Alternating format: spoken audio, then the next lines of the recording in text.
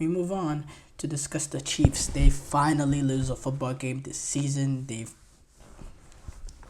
been surviving, they've been maintaining, but they finally lose this season, and it comes ironically to a Buffalo team that they own when it comes to postseason. I think in terms of the regular season now, Buffalo Bills have had some relative success over them. I believe the last three times they played in the regular season, the Bills have came on top.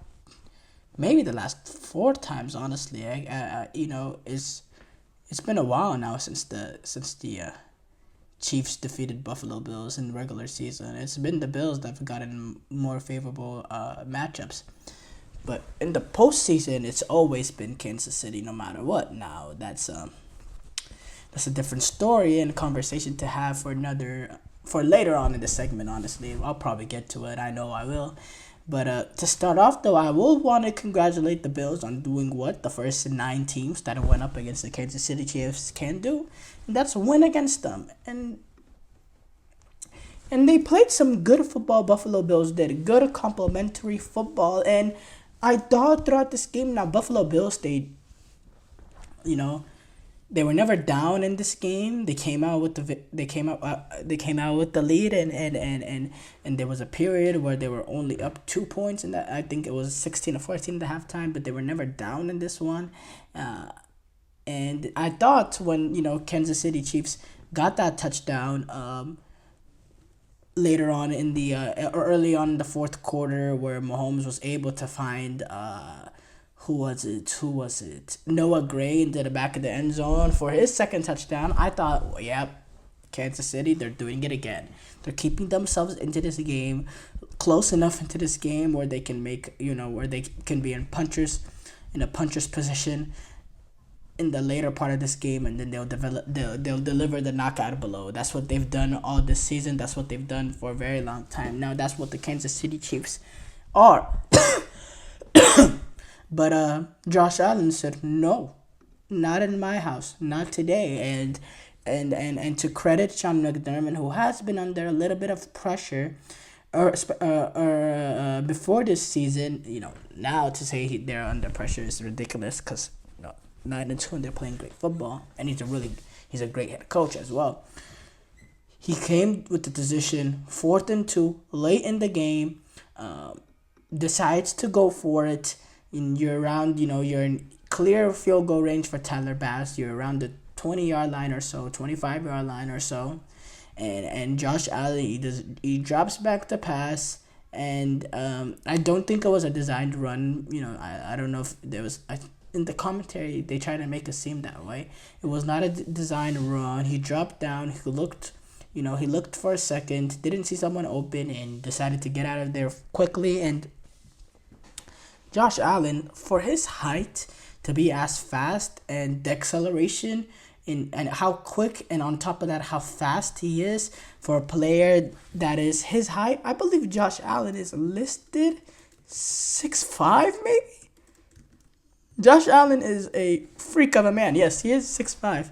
And to move as fast as he does, he truly is one of the most athletic quarterbacks, or the most athletic quarterback in the league. When you put in all the factors together, the arm strength, the size, the strengths, the height, it's a unique combination of physical characteristics that make him the quarterback he is. And yeah, us going back to that decision, they're in a 4th and 2, at around in the 27th yard line or so. Josh Allen picks it up.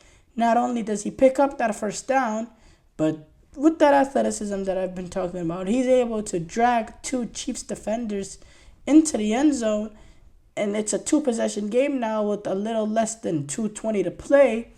And yeah, that's essentially ball game there. Yeah, Chiefs will get the ball back, but they're gonna need to score extremely quickly and get an onside kick. That was the moment that ended the game. Now, obviously, there was an interception that came later on 4th and 13, where they pushed the ball down the field looking for something, but Bernard got the interception. It handed Kansas City their first loss of the season, and look, it was coming for Kansas City.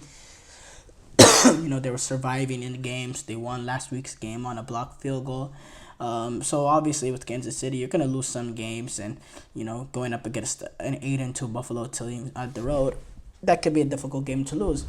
And as far as Buffalo, really good win for them, but for them it's the same story. It's hard if you're, at least in my perspective, to look at this game and to come out that much higher on Buffalo, because we know the stranger this the hold that this Chiefs team has over them the preseason, almost the spell that they have over them, and in the postseason, and for me to get excited about a meaningless game in the regular season, I really can't. I have to be honest, because I know when playoff time comes, it's gonna be a much different game, much different story for Kansas City. This is a team that's won 3 out of the last 4 Super Bowls. These little regular season games here and there are not gonna leave them too deflated. I think the Chiefs could use a little bit of a wake up call, because they have been surviving and they need to clean it up, because you can't survive your way into the Super Bowl. But as far as Buffalo, though, I said what I said about them missing about their playoff production against Kansas City, but I can't totally ignore the fact that this is a huge win.